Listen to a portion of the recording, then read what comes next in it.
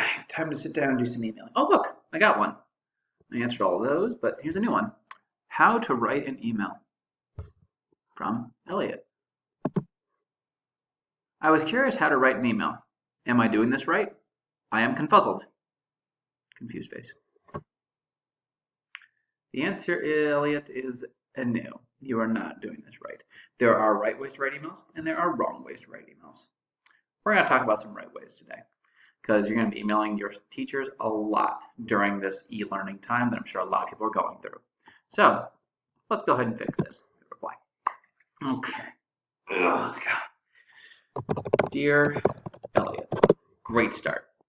I also may want to be a little more informal. It's a very formal way of doing it. So I could also say, hello, Elliot, or even, hey, Elliot. Those are also good ways to do it. We'll go with dear for now.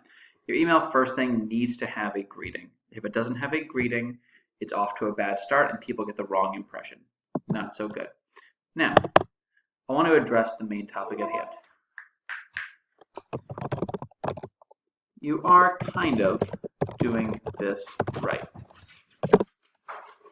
I want to make sure I'm speaking in complete sentences with proper spelling and all that business. You're kind of doing this right.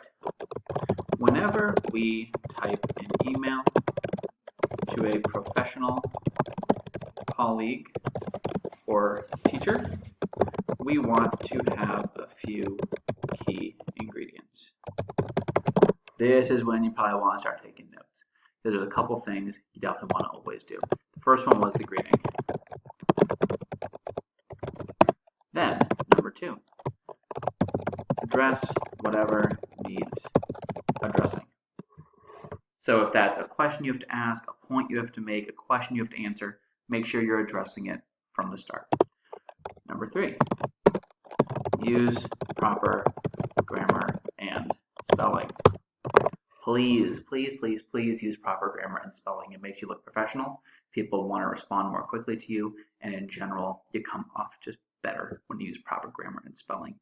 Don't be typing your to say your. Not so good. Okay? Make sure you're using proper grammar and spelling.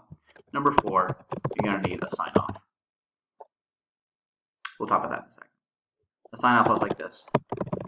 I hope that helps. Thanks, Mr. McCarthy. A lot of research has been done on emails and how to write them. Thanks is generally considered one of the best and most generally usable ones, and also one of the most professional ones. You also could say best. You also could say yours. You also could say sincerely, or a combination. All the best. Something like that. For now, we can just go with thanks. It is generally not considered good to write something like a PS, a postscript. People don't generally read past your sign-off, so if you have something to address, please do it in the main body of the email. PSs are no good. Now, the last thing we want to do is make sure we have a good title. This person actually had a really good title. How to write an email, ? It's to the point, I know exactly what it's about, and I know how to address it right away. So I'm going to add that. Number 5, check for a good email title if you haven't done so already. Okay. Last thing we want to do is read through your email and check for mistakes.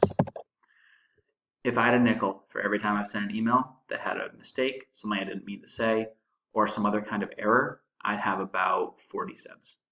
I don't do it very often, but it does happen. No one's perfect. So you definitely want to scan back through your email, even read it out loud to yourself and say, does this make sense? Dear Elliot, you're kind of doing this right. As I read through again, I probably want to change that back. I want to be a little more friendly. I hope you are doing well and staying safe. To address your main question,